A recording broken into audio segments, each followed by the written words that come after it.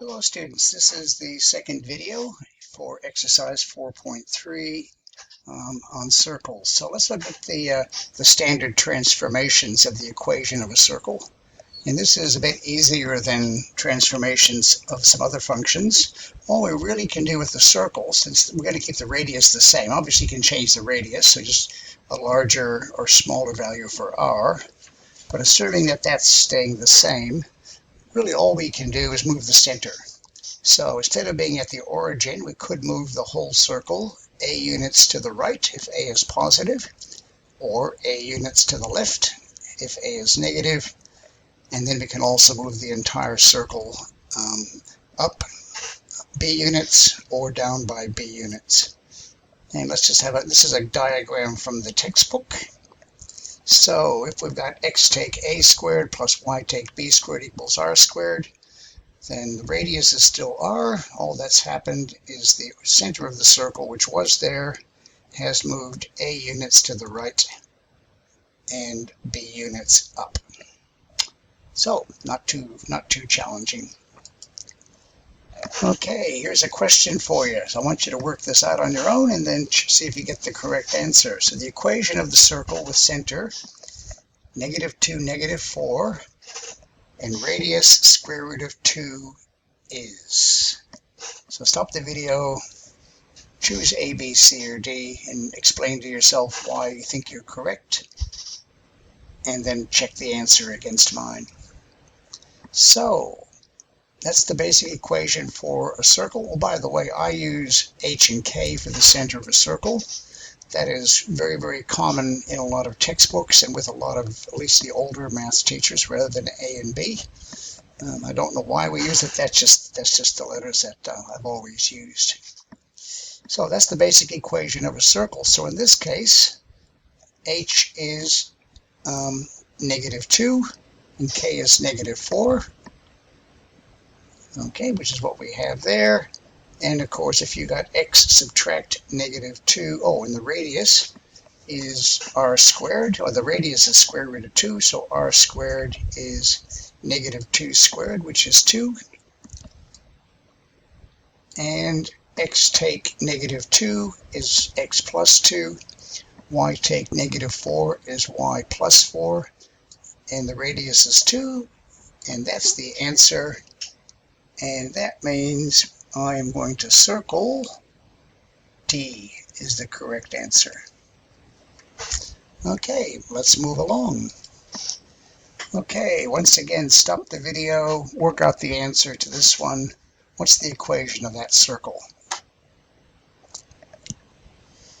So, let's look at the center first. It has moved 2 units to the right and 3 units up. So that's going to be x minus 2 in brackets, all squared, and x minus 3 in brackets, y take 3 in brackets, all squared. And the radius is just the distance from there to there, so that's the distance from 2 to 0, which is 2. And the radius squared, therefore, is 4. And there's no working for that, just a bit of thinking. So that's the answer, x take 2 all squared plus y take 3 all squared equals 4. And the last one for this particular video, determine the position of the following points in relation to the given circle. So this is the same question we had before, but now we've moved the center of the circle away from the origin. So stop the video. This is a little bit more challenging. Have a go at your answer for question A, and then check your answer once you've worked it out. Okay, there's a couple ways to do this. You could very well have a correct answer, and your working could be quite different to mine. So first off, what I said is h equals 3, because it's x minus h, and k equals 1, because y minus 1. And that means the center is at 3, 1. So I've got to find out how far this point is from that one, and it's pretty much just using Pythagoras again. It's saying, what's the difference between 3 and 2?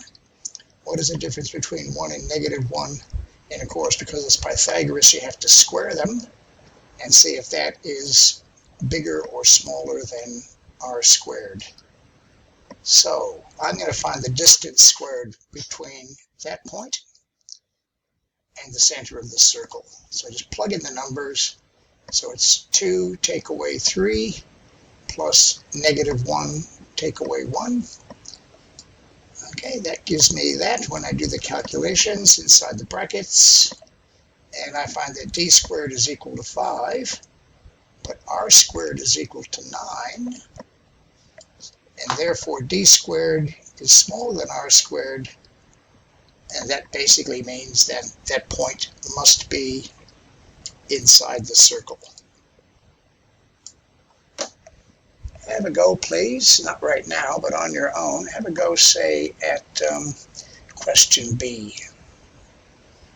Okay? You can use my reasoning, or if you can come up with another way of doing it that effectively still gives the correct answer and is logical, you can do that as well. And that's the end of this video.